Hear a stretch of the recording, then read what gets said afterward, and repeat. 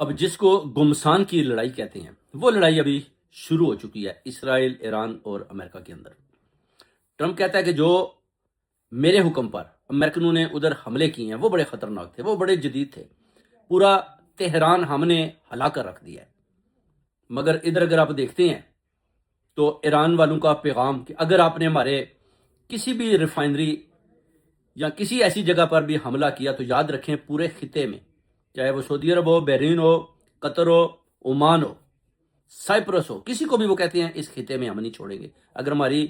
اپنا oil refinery تباہ ہوتی ہے تو ہم ان کے بھی سب کچھ اڑا دیں گے، ختم کر دیں گے۔ یہ بات وہ کہتے ہیں، کان کھول کر سن لو اور یاد رکھو، اگر حملہ ہوگا مشرق وسطیٰ سے جو اپنا اسلامی ممالک ہیں، خلیجی ممالک ہیں، ادھر سے اگر امریکن ہمارے اوپر حملہ کرتے ہیں ان اڈوں سے، تو ہم واپس ان کو ایسے ہی جواب دیں گے۔ جیسے جیسے جو چیزیں آپ ہمارے ملک کے اندر جو تباہ کریں گے، ہم اسی خطے میں ان کی بھی تباہ کر دیں گے۔ اس میں انہوں نے بولا نام سعودیہ کو، قطر شطر، وہ کہتے ہیں بھول جائیں، ہمارے اوپر حملہ کو تو ہم بھی نہیں چھوڑیں گے۔ یہ ایک بڑی خطرناک قسم کی سچویشن اس خطے کے اندر بن چکی ہے۔ اب دیکھنا ہے کہ اس میں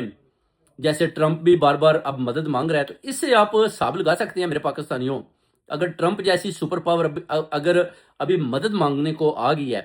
تو پھر آپ اندازہ لگا لیں کہ یہ جو جنگ ہے یہ ہار چکی ہے، یہ جیت ان کے ہاتھ سے نکل چکی ہے، یہ ادھر سے بھاگ جائیں گے۔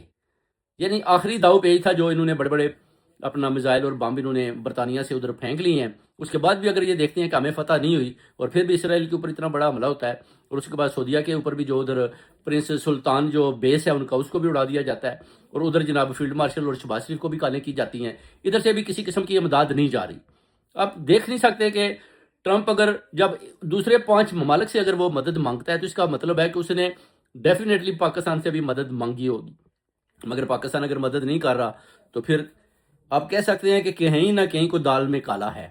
یا تو ان میں جرت نہیں ہے، یہ لڑنا نہیں چاہتے۔ ان کو پتا ہے کہ اگر ایک دفعہ اس جنگ میں پھنس گئے تو پھر مشرق وسطیٰ میں اگر ہم نے ایران کے ساتھ لڑائی کی تو ایران ساری عمر جو ہے نا پاکستان کی مخالفت کرے گا، اور پھر وہ بھارت کا ساتھ دے گا، اور افغانستان کا جیسے وہ ساتھ پہلے دے رہے ہیں، تو پھر یہ مل کر جو ہے نا پاکستان کا مقابلہ کریں گے۔ اور پاکستان وہ کہتا ہے کہ اگر عام سے جنگ میں ان ملکوں کے اندر پھنس گئے جو ہمارے ارد گرد میں ہیں، تو پھر ٹرمپ تو بہت دور ہے،